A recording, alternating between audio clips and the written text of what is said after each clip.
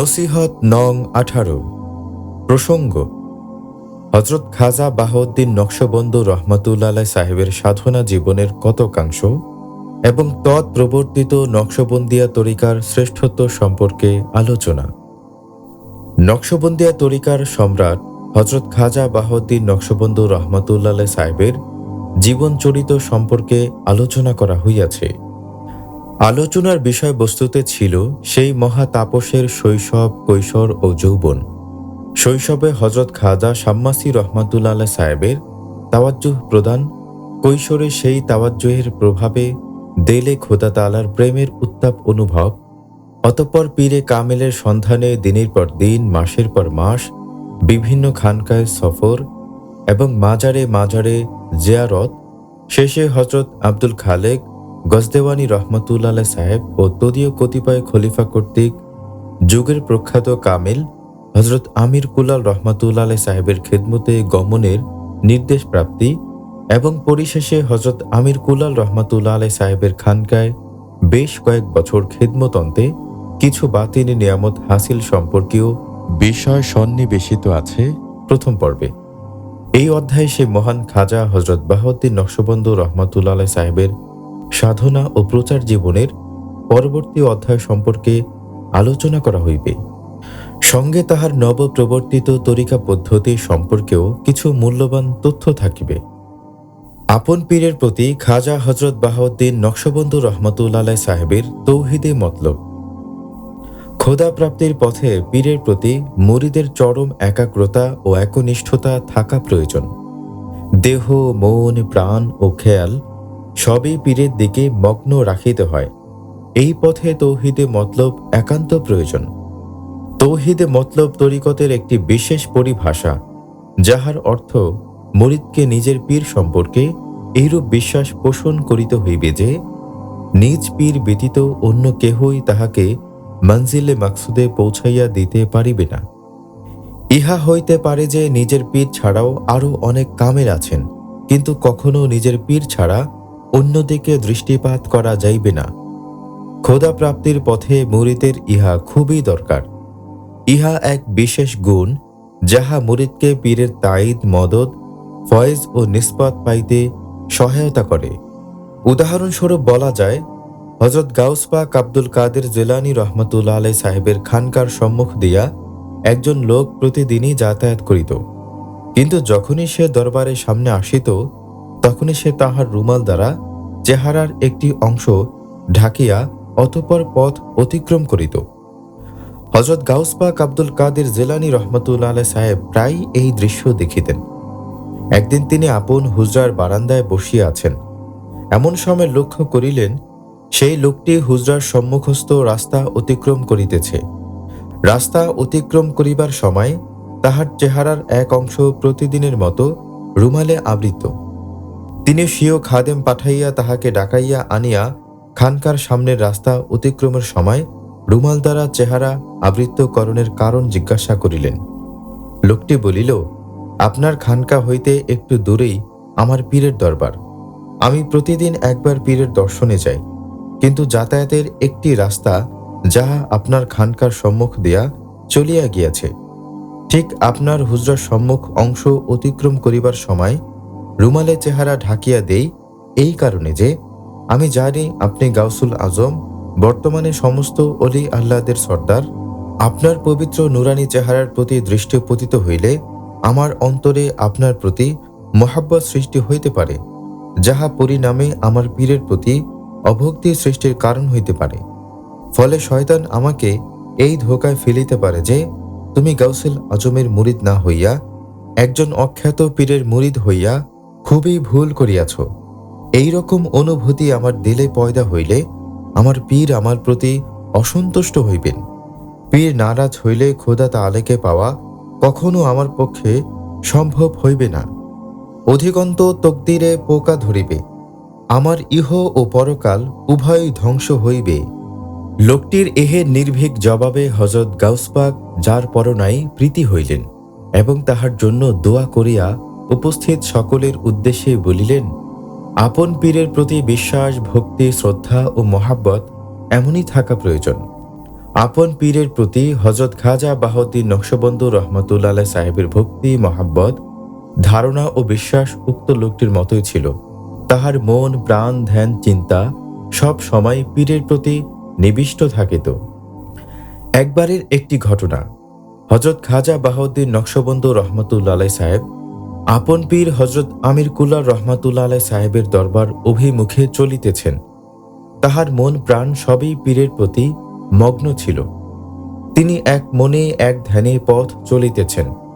হঠাৎ একজন বৃদ্ধ ঘোড়া সাওয়ারি তাহার পথ আটকাইয়া ধরিলেন।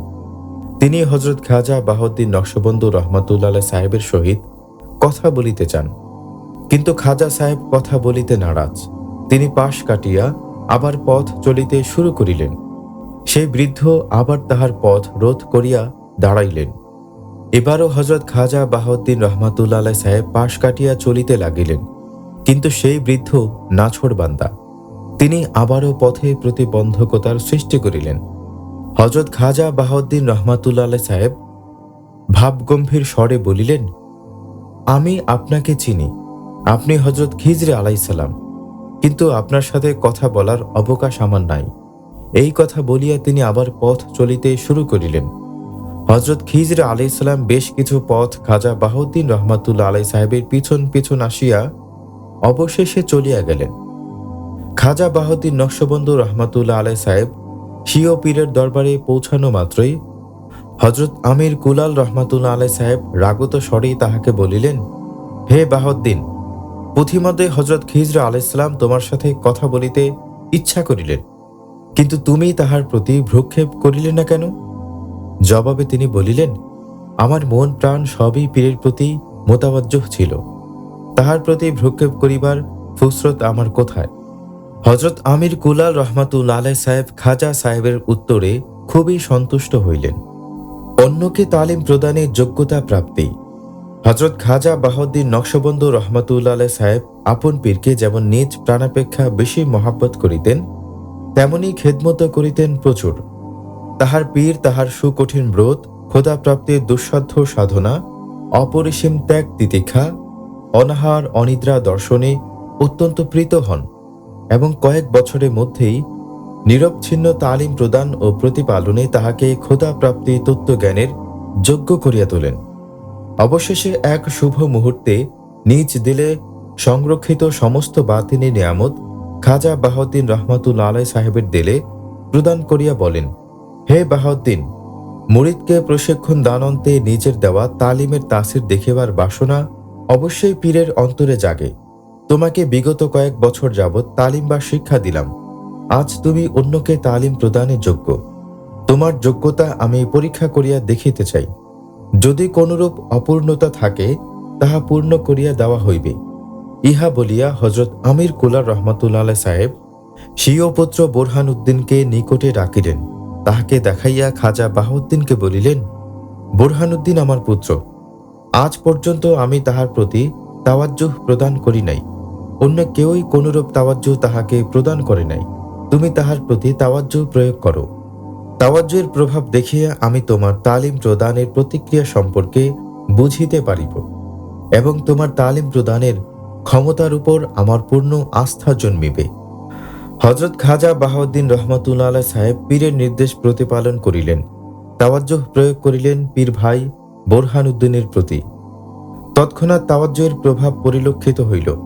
পীরজাদা বোরহান উদ্দিনের দিল আল্লাহর মহাব্বতে ভরিয়া গেল।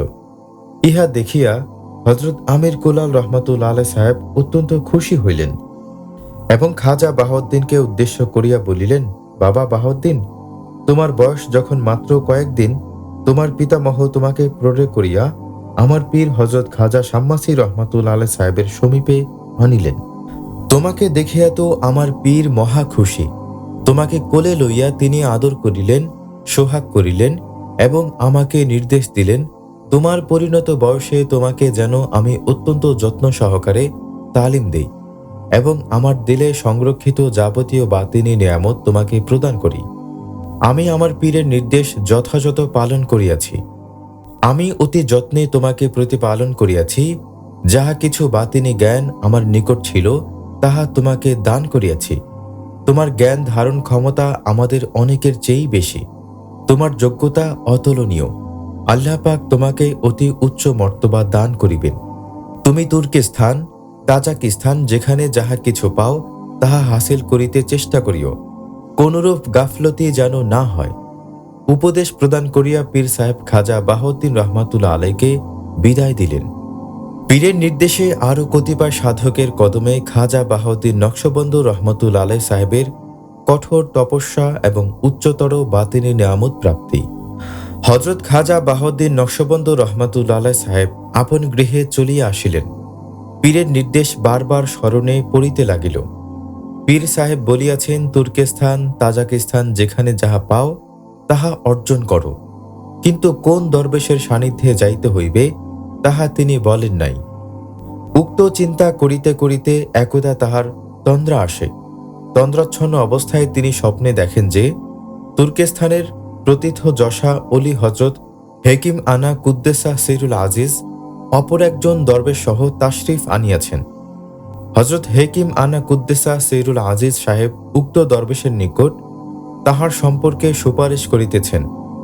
সফেদ পোশাক পরিহিত দরবেশের সৌম্য ও শান্ত চেহারা হইতে যেন নূরের ছটা বাহির হইতেছে। ইহা দেখিয়া নিদ্রা ভঙ্গ হয়। তিনি তাহার পুণ্যময়ী দাদিমার নিকটে দৃষ্ট স্বপ্নের কথা খুলিয়া বলেন। দাদিমা তাৎপর্যবহ স্বপ্নের তাবিরে বলেন, ইহার অর্থ হইতেছে এই যে তুর্কিস্তানের মাশায়েখ হইতেও তোমার রুহানি ফয়েজ হাসিল হইবে। তৎক্ষণাৎ পীরের উপদেশের কথা তাহার মনে পড়িল। পীর সাহেব তো তাহাকে তুর্কিস্তান ও তাজাকিস্তানের কথাই বলিয়াছেন। স্বপ্নে দৃষ্ট দরবেশের নুরানি চেহারা তাহার হৃৎপটে ভাসিতেছে। তিনি বিভিন্ন জায়গাতে সেই দরবেশের খোঁজ করিতে থাকেন। একদা বোখারার কোনো বাজারে কোনো কাজে গমন করেন। প্রচণ্ড ভিড়। এর মধ্যে তিনি লক্ষ্য করেন একজন ফকির বেশ কিছু শিষ্যসহ সেই বাজার অতিক্রম করিতেছেন। ফকিরের চেহারা দেখিয়াই তাহার স্বপ্নে দৃষ্ট সেই দরবেশের কথা মনে পড়িল। ইনি তো সেই ব্যক্তি, যে শুভ্র পোশাক, সুন্দর চেহারা, মাথায় পাগড়ি। স্বপ্নে দৃষ্ট দরবেশের সাথে তাহার কোনো পার্থক্য নাই। হজরত খাজা বাহাউদ্দিন রহমাতুল্লাহ আলাই সাহেব দরবেশের সাথে দেখা করিতে চেষ্টা করিলেন, কিন্তু লোকের প্রচণ্ড ভিড়ের কারণে পারিলেন না। ভাবিলেন কিছুক্ষণ বাদে ভিড় হ্রাস পাইলে তিনি দেখা করিবেন। অল্পক্ষণ পরে একজন লোক আসিয়া হজরত খাজা বাহাউদ্দিন রহমাতুল্লাহ আলাইকে বলিলেন, খলিল দরবেশ আপনাকে ডাকিতেছে। খাজা সাহেব কিছু নজরানা সহ অত্যন্ত বিনয়ের সাথে খলিল দরবেশের সাথে দেখা করিলেন। বলিলেন, হুজুর, আমি একটি স্বপ্ন দেখিয়াছি। ইহা শুনিয়া দরবেশ সাহেব মৃদু হাসিয়া বলিলেন, বাবা, বলিতে হইবে না, আমি জানি। অতঃপর হজরত খাজা বাহাউদ্দিন রহমাতুল্লাহ সাহেব খলিল দরবেশের খেদমত করিতে লাগিলেন। কয়েকদিন বাদে খলিল দরবেশ হজরত বাহাউদ্দিনকে না বলিয়া কোথায় যেন চলিয়া গেলেন, আর আসিলেন না। বাহাউদ্দিন নকশবন্দ রহমাতুল্লাহ সাহেব বহু খোঁজাখুঁজি করিলেন, কিন্তু তাহাকে পাইলেন না। অতঃপর একদা খোঁজ পাইলেন যে সেই খলিল দরবেশ এখন মাওরা উন্নাহারে। তিনি সেখানকার বাদশাহ হইয়াছেন। হজরত খাজা বাহাউদ্দিন রহমাতুল্লাহ সাহেব মাওরা উন্নাহারে যাইয়া শাসক ও দরবেশ হজরত খলিল রহমাতুল্লাহ সাহেবের খেদমত করিতে লাগিলেন। একাধারে দীর্ঘ 6 বছর তিনি সেই দরবেশের খেদমত করিলেন। এই দীর্ঘ সময়ে তিনি দরবেশ সাহেবের নিকট হইতে মারেফতের বহু সূক্ষ্ম বিষয়ক জ্ঞান অর্জন করিলেন। 6 বছরের মধ্যে হজরত খলিল দরবেশ বহুবারই তাহাকে একটি উপদেশ প্রদান করিয়াছেন। বলিয়াছেন, যে ব্যক্তি শুধুমাত্র আল্লাহ তাআলা সন্তুষ্টির জন্য খেদমত করে তিনি মানুষের মধ্যে অত্যন্ত উঁচু মর্তবা হাসিল করিতে সক্ষম হন। 6 বছর পরে হজরত খলিল দরবেশ তাহাকে বিদায় দিলেন। বলিলেন, বাবা, বোখারাতে যাও। বোখারায় আসিয়া হজরত খাজা বাহাউদ্দিন নকশবন্দ রহমতুল্লাহ আলাই আরও 7 বছর হজরত খাজা মাওলানা আরেফ সাহেব রহমতুল্লাহ আলাই ও হজরত শায়খ ফাতা রহমতুল্লাহ আলাই সাহেবের খেদমত করিলেন। উক্ত 2 সাধকের নিকট হইতেও তিনি কিছু বাতিনি নেয়ামত হাসিল করিলেন। অতঃপর হজরত খলিল দরবেশের উপদেশ বারংবার তাহার হৃদয় পটে ভাসিয়া উঠিল। দরবেশ সাহেব বলিতেন, যে ব্যক্তি শুধুমাত্র আল্লাহ তাআলার রেজামন্দির উদ্দেশ্যে তাহার বান্দাগণের খেদমত করে তিনি মানুষের মধ্যে অতি উঁচু মর্তবা অর্জন করিতে সক্ষম হন। তাই হজরত খাজা বাহাউদ্দিন রহমাতুল্লাহ আলাইহি সাহেব বিভিন্ন খানকায় ও বোখারার বিভিন্ন মাদ্রাসায় প্রয়োজনীয় পানি সরবরাহ করিতেন, যাহাতে তালেবে মাওলানাদের পানির অভাবে কষ্ট না হয়। কখনো কখনো তিনি টয়লেট পায়খানা সাফ করিতেন। এই দীর্ঘ সাধনার পর তাহার উদ্দেশ্য সিদ্ধ হয়, তিনি খোদা তাআলার রেজামন্দি হাসিল করিতে সক্ষম হন। উম্মতে মুহাম্মাদের জন্য একটি সহজ ও আসান তরিকা প্রাপ্তি। হযরত খাজা বাহাউদ্দিন নকশবন্দ রহমাতুল্লাহ আলাইহি সাহেব নির্জনে বসিয়া ভাবেন, খোদা তাআলার সন্তুষ্টি অর্জন করিতে, খোদা তাআলার পরিচয় জ্ঞান লাভ করিতে তাহার সময় লাগিল দীর্ঘ 50 বছর। এতকাল ব্যাপী কি কঠিন তপস্যাই না তাহাকে করিতে হইল। বছরের পর বছর আহার নিদ্রা বিশ্রাম ত্যাগ করিয়া খোদা প্রাপ্তির এই দুর্গম পথে চলিত হইয়াছে। অবশেষে খোদা তাআলার কৃপা হয় তাহার প্রতি। খোদা তাহাকে নিজ সান্নিধ্য দান করেন, মারিফাত জ্ঞানে ভূষিত করেন।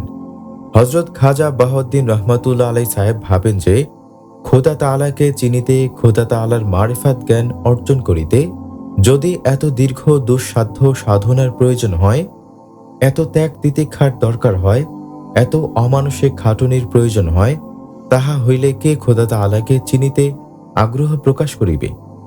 দিনে দিনে খোদা তাআলাশীদের সংখ্যা কমিতে থাকিবে। হয়তো এক পর্যায়ে আল্লাহ প্রাপ্তি তত্ত্ব জ্ঞান অর্জনের জন্য কোনো তালিবই আর খুঁজিয়া পাওয়া যাইবে না। আল্লাহ পাক মানব সৃষ্টি করিয়াছেন তাহার পরিচয় গ্রহীতা হিসাবে, কিন্তু পরিচয় গ্রহণের শর্ত যদি এত কঠিন হয়, তাহা হইলে জ্ঞানের দফতরে মারেফাত বা পরিচয় জ্ঞান বলিয়া আর কিছুই থাকিবে না। অদূর ভবিষ্যতে আর আল্লাহওয়ালা লোক হিসাবে তাহাকেও খুঁজিয়া পাওয়া যাইবে না। ইহাতে ক্ষতিগ্রস্ত হইবে মানুষই। কেননা আল্লাহর ইবাদাত করিবার জন্য তাহার পরিচয় জ্ঞানও প্রয়োজন। পরিচয় গ্রহীতা ও ইবাদতকারী হিসাবে সৃষ্টি করা হইয়াছে মানব সমাজকে। মানুষ যদি ইবাদত না করে, যদি খোদা তাআলার পরিচয় জ্ঞান অর্জন না করে, তাহা হইলে সেই তো ক্ষতিগ্রস্ত হইবে, সেই তো ভয়াবহ পরিণতির দিকে আগাইয়া যাইবে। আল্লাহ পাক পরমুখাপেক্ষীহীন। কেউ তাহার পরিচয় গ্রহণ করুক আর নাই করুক, কেউ তাহার ইবাদত করুক আর নাই করুক, তাহাতে তাহার কিছুই আসে যায় না। উক্তরূপ চিন্তায় তিনি পেরেশান হন, ধীরে ধীরে দুর্বল হইয়া পড়েন। তিনি মনস্থ করেন যে খোদা তাআলার নিকট উম্মতে মুহাম্মাদের জন্য একটি সহজ ও আসান তরিকা প্রার্থনা করিবেন, যে তরিকা পদ্ধতিতে অল্প সময় সাধনা করিয়া খোদা তাআলার মারিফাত জ্ঞান অর্জন করা যাইবে, যে তরিকায় দাখিল হইলে কেহ আর বঞ্চিত হইবে না। হযরত খাজা বাহাউদ্দিন রহমাতুল্লাহ আলাইহি সাহেব সেজদায় লুটাইয়া পড়িলেন। উম্মতে মুহাম্মাদের জন্য একটি আসান তরিকার আশায় খোদা তাআলার মহান দরবারে দিলের ঝোলা পাতিলেন। খোদা তাআলাকে বলিলেন, হে পাক পরওয়ারদিগার, এই মিসকিনকে তুমি এমন এক সহজ ও আসান তরিকা দান করো, যে তরিকায় দাখিল হওয়ার পরে কেহ আর বঞ্চিত হইবে না, যে তরিকাতে অল্প শ্রমে অধিক ফল লাভ করা যাইবে। সেজদায় পড়িয়া অঝরে কাঁদিতে লাগিলেন। সেজদার স্থান চোখের পানিতে ভিজিতে লাগিল। 1 দিন, 2 দিন, 3 দিন, 4 দিন অতিবাহিত হইল। কোনো সাড়া শব্দ নাই। তিনি শুধুমাত্র নামাজের সময় নামাজ পড়েন, আর বাকি সময় সেজদায় খোদা তাআলার শাহী দরবারে ক্রন্দন করেন। আহার নাই, নিদ্রা নাই, বিশ্রাম নাই, আগত মেহমানদের সাথে কথাবার্তা নাই। নির্জনে নিভৃতে সেজদারত অবস্থায় শুধু ক্রন্দন, শুধুই কান্দাকাটি। তবু খোদা তাআলার দিক থেকে কোনো উত্তর নাই। তিনি ভাবিলেন, যদি আসান তরিকা খোদা তাআলা নাই দেন, তাহা হইলে সেজদাতেই নিজের প্রাণ খোদা তাআলার হাতে সোপর্দ করিবেন। তথাপিও সহজ তরিকা না লইয়া তিনি মাথা উঠাইবেন না। উম্মতে মুহাম্মাদের জন্যে তাহার এই ব্যাকুলতা ছিল হযরত রাসূল করিম সাল্লাল্লাহু আলাইহি ওয়াসাল্লামের মতোই। আল্লাহ তাআলা দয়াল নবী সাল্লাল্লাহু আলাইহি ওয়াসাল্লামকে মিরাজ দান করিলেন, নিজের দিদার দান করিলেন, সমুদয় সৃষ্টি জগৎ দেখাইলেন, অতঃপর তাহাকে দুনিয়ায় পাঠাইয়া দিলেন। কিন্তু দুনিয়ায় আসিয়া রাসূলে পাক সাল্লাল্লাহু আলাইহি ওয়াসাল্লাম তাহার প্রেমাস্পদ উম্মতের জন্য অঝরে কাঁদিতে লাগিলেন।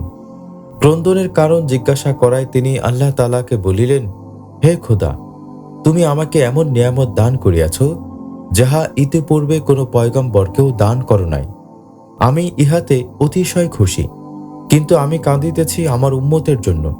আমি যে নিয়ামত পাইলাম, তাহারা তো সেই নিয়ামত থেকে বঞ্চিত হইবে। রাসূল পাক সাল্লাল্লাহু আলাইহি ওয়াসাল্লামের ক্রন্দনে আল্লাহ তাআলা দয়া পরবশ হইয়া উম্মতে মুহাম্মাদীকে সেই মেরাজ দিলেন। সেই মেরাজ পাওয়া যায় নামাজের মধ্যে। হাদিসে প্রকাশ, আস-সালাতু মি'রাজুল মুমিনিন, অর্থাৎ নামাজ মুমিনের জন্য মেরাজ। উম্মতে মুহাম্মাদীর ভাগ্যে যাহাতে মেরাজ নসিব হয়, সেই উদ্দেশ্যে রাসূল পাক সাল্লাল্লাহু আলাইহি ওয়াসাল্লাম কত চোখের পানি ফেলিলেন। অথচ সেই মেরাজ বা খোদা তাআলার দিদার লাভ বা সান্নিধ্য অর্জনের শর্ত কত কঠিন।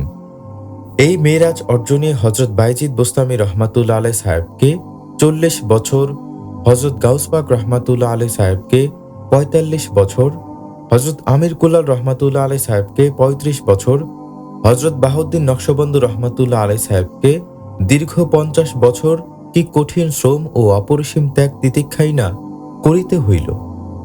রাসূল পাক সাল্লাল্লাহু আলাইহি ওয়াসাল্লাম কাঁদিয়াছিলেন উম্মতে মুহাম্মাদীর মেরাজের বা দিদারের জন্য, আর হযরত বাহাউদ্দিন নকশবন্দ রহমাতুল্লাহ আলাইহি সাহেব সেই মিরাজ লাভের জন্য একটি সহজ ও আসান তরিকার আশায় সেজদায় পড়িয়া অঝরে কাঁদিতেছেন।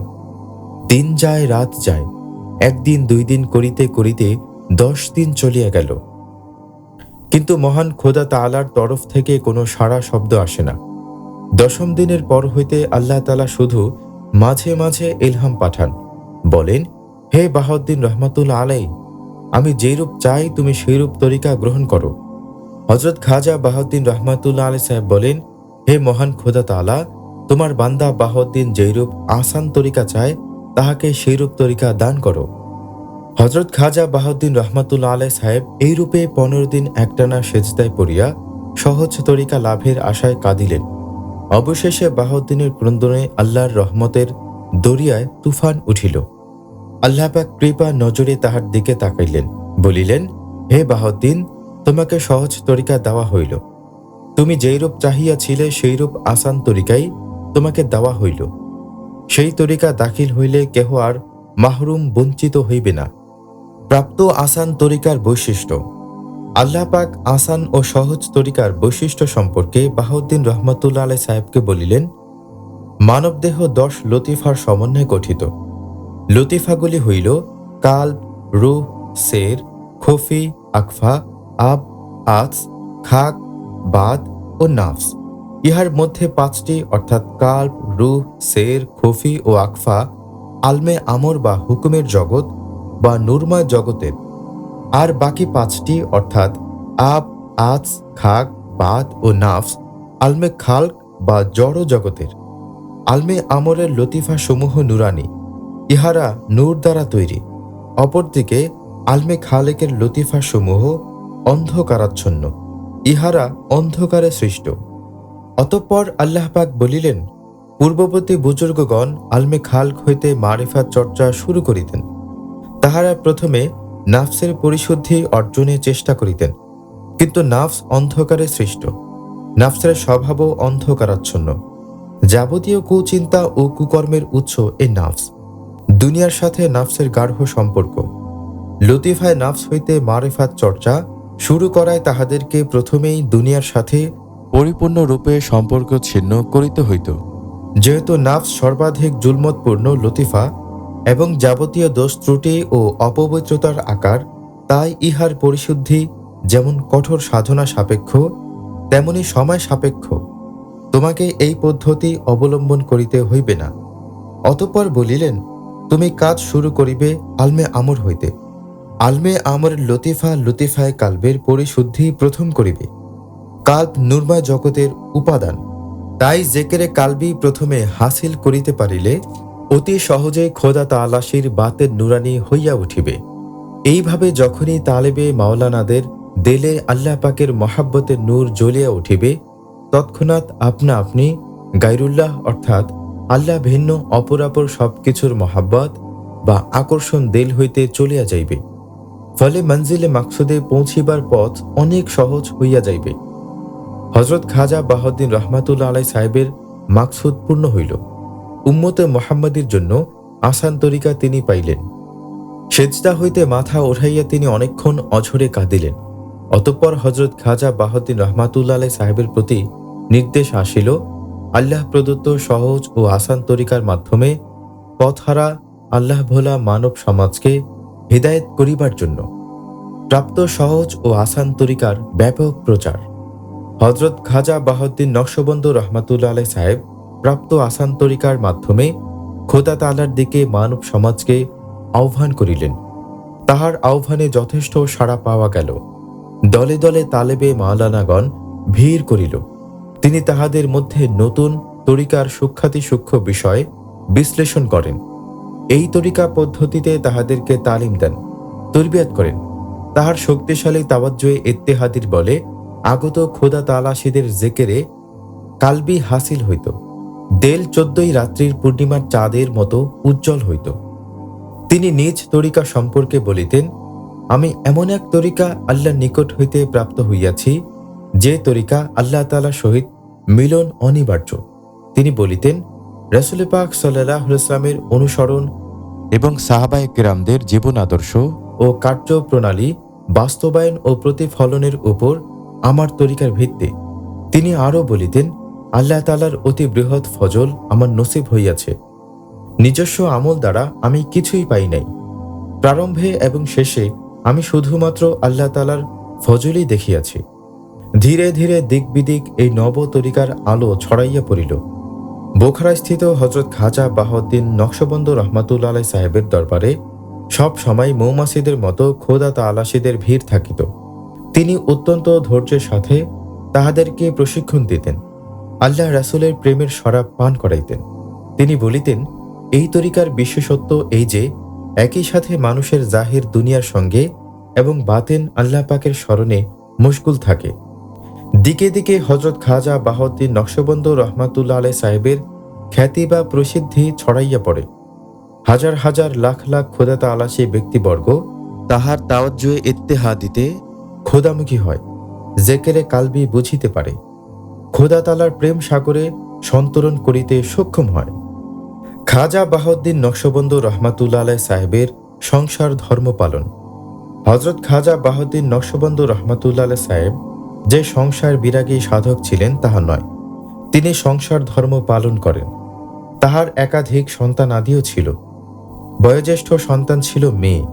তাহার তরিকা প্রচার জীবনের মাঝামাঝি পর্যায়ে যদিও মেয়ে বিবাহ উপযুক্ত হন, তিনি তাহার পুণ্যবতী মেয়েকে বোখারাস্থিত এক ধর্মপরায়ণ ও পরহেজগার যুবকের সাথে বিবাহ দেন। যুবকের নাম আলাউদ্দিন।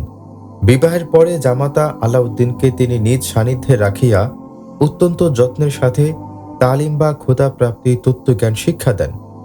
পরবর্তীতে এই যুবক আলাউদ্দিনই হজরত খাজা বাহাউদ্দিন নকশবন্দ রহমাতুল্লাহ আলাইহি সাহেবের আত্মিক উত্তরাধিকার লাভ করেন। তিনি আলাউদ্দিন আত্মার নামে পরিচিত। হজরত খাজা নকশবন্দ রহমাতুল্লাহ আলাইহি সাহেবের অবর্তমানে তিনি নকশবন্দিয়া তরিকাকে দেশে বিদেশে প্রচার করেন। তাহার দ্বারাই এই তরিকা ব্যাপক প্রসিদ্ধি লাভ করে। হজরত খাজা বাহাউদ্দিন নকশবন্দ রহমাতুল্লাহ আলাইহি সাহেব জীবনে 2 বার হজ পালন করেন। জ্যেষ্ঠ কন্যার বিবাহ দেওয়ার পরে প্রথমে তিনি হজের উদ্দেশ্যে রওনা হন। তাহার কাফেলা বেশ কয়েকদিন পথ চলিবার পরে পবিত্র মক্কা নগরীতে উপস্থিত হয়। হজ শুরু হইলে তিনি একে একে হজের সকল পর্ব বা আচার অনুষ্ঠান সম্পন্ন করেন। অতঃপর সকলের সাথে তিনিও আরাফাতের মাঠে উপস্থিত হন। হজের শেষ পর্বে কুরবানি করিতে হয়। সকলেই পশু কুরবানি করিতে লাগিল। হজরত খাজা বাহাউদ্দিন রহমাতুল্লাহ আলাইহি চিন্তা করিতে লাগিলেন। তিনি ভাবিলেন, খোদার রাস্তায় হজরত ইব্রাহিম আলাইহিস সালাম তাহার প্রাণপ্রিয় পুত্র হজরত ইসমাইল আলাইহিস সালামকে কুরবানি করিয়াছিলেন। হজরত ইসমাইল আলাইহিস সালামই ছিলেন তাহার নিকট অধিক প্রিয়। তিনিও ভাবিতে লাগিলেন কোন বস্তু তাহার নিকট বেশি প্রিয়। চিন্তা করিয়া দেখিলেন যে তাহার কনিষ্ঠ পুত্র ছোট সাহেবজাদার প্রতি তাহার হৃদয়ের আকর্ষণ সব কিছুর চাইতে বেশি। তিনি সেই আরাফাতের মাঠে খোদা তাআলার শাহী দরবারে হাত তুলিয়া বলিলেন, হে খোদা, আজকের এই পবিত্র দিনে আমার ছোট বাচ্চাকেই তোমার রাহে কুরবানি করিলাম। আল্লাহ তাআলা তাহার কুরবানি কবুল করিলেন। ওই দিনই বোখারাস্থিত খানকায় তাহার ছোট ছেলে প্রাণ ত্যাগ করেন। হজ সমাপান্তে দেশে আসিয়া তিনি তাহার পুত্রের প্রাণ বিয়োগের কথা শুনিতে পান। হজরত খাজা বাহাউদ্দিন নকশবন্দ রহমাতুল্লাহ আলাইহি সাহেব দুনিয়া ত্যাগের কিছুদিন পূর্বে আবার হজ সমাপনের উদ্দেশ্যে মক্কায় যান।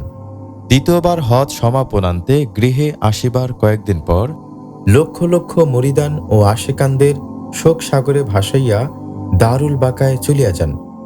সেই দিন ছিল 791 হিজরির 3 রবিউল আউয়াল। তাহার পবিত্র মাজার বোখারাতে অবস্থিত।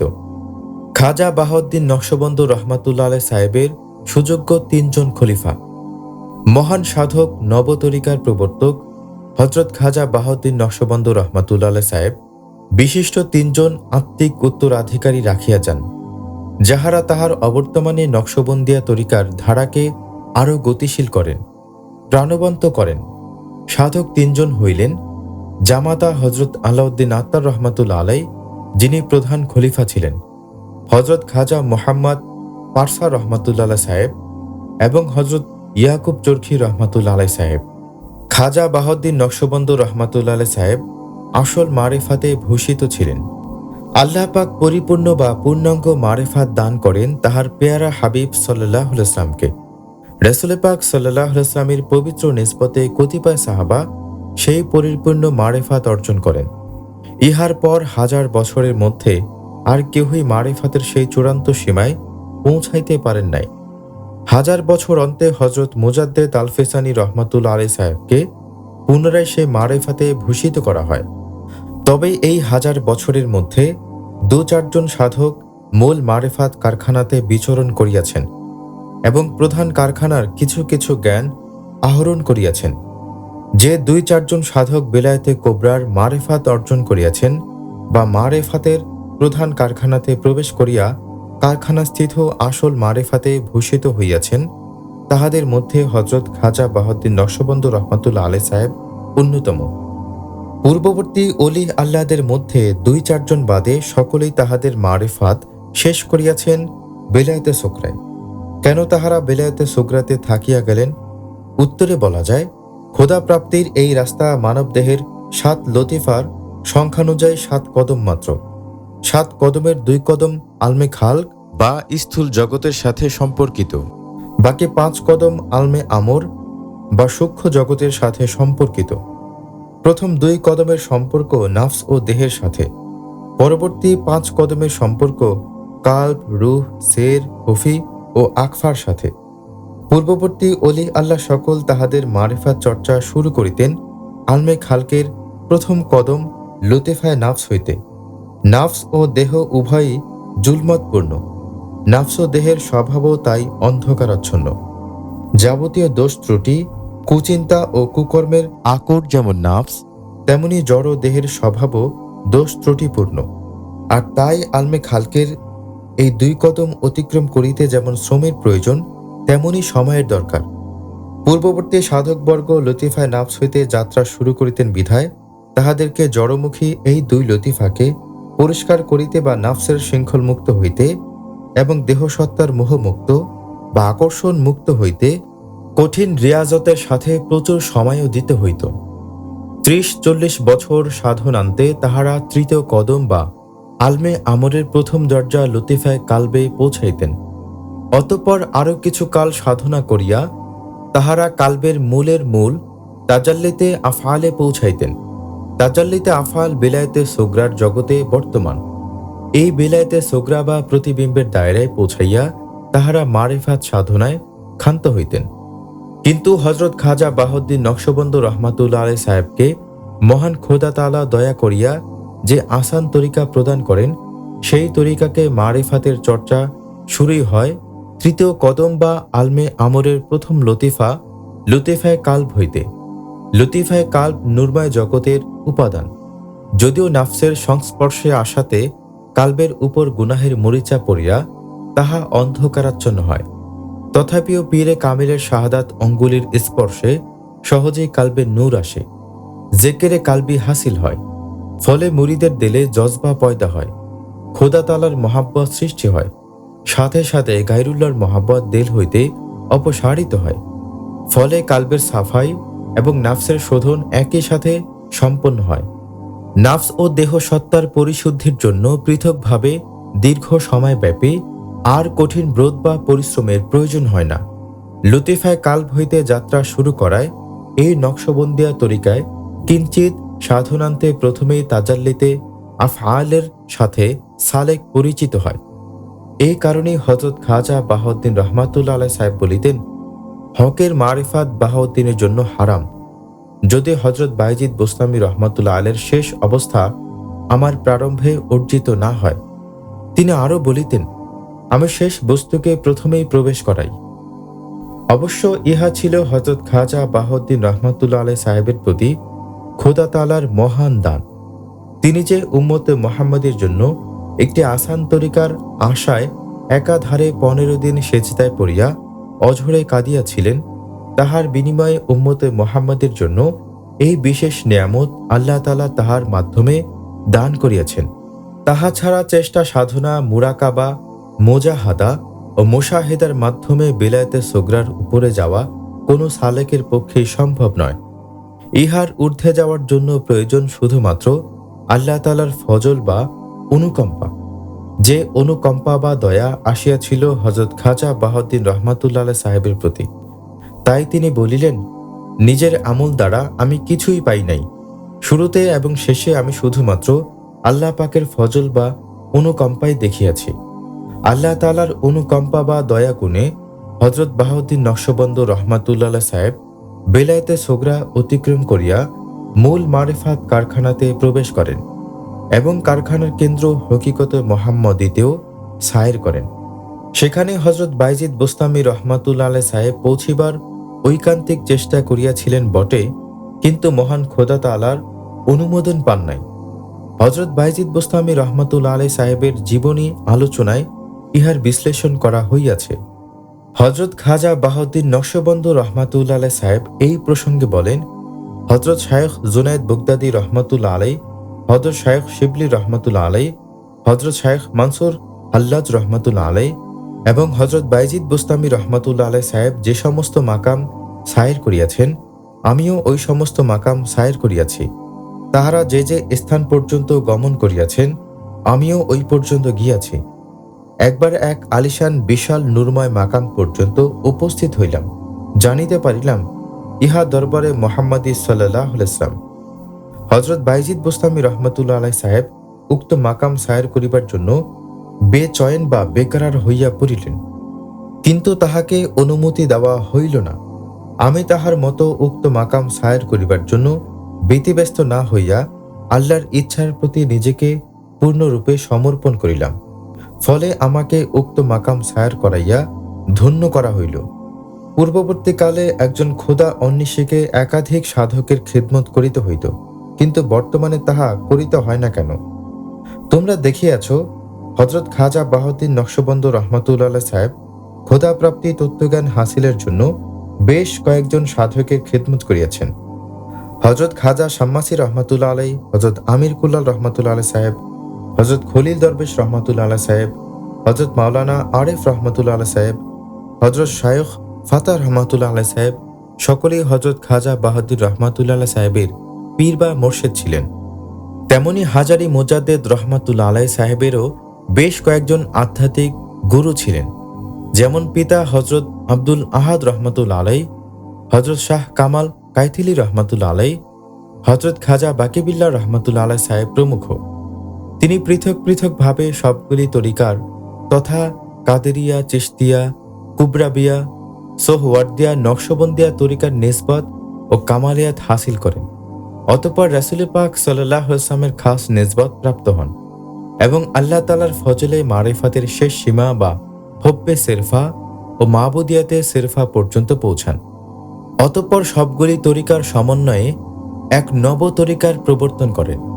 ইহাই খাস মুজাদ্দিদিয়া তরিকা। ইহা নকশবন্দিয়া মুজাদ্দিদিয়া তরিকা নামে খ্যাত। ইহা পূর্বেও বলা হইয়াছে। ফলে হাজারি মুজাদ্দেদ রহমাতুল্লাহ আলাইহি সাহেবের পর হইতে পরবর্তী সময়ে যাহারা এই নকশবন্দিয়া মুজাদ্দিদিয়া তরিকার মাধ্যমে কামালিয়াত লাভ করিয়াছেন এবং করিতেছেন, তাহারা একই সাথে অন্যান্য তরিকারও নিসবত ও কামালিয়াত প্রাপ্ত হইয়াছেন এবং হইতেছেন। পৃথকভাবে তাহাদেরকে আর অন্য তরিকার নিসবত ও কামালিয়াত হাসিলের জন্য শ্রম দিতে হয় না।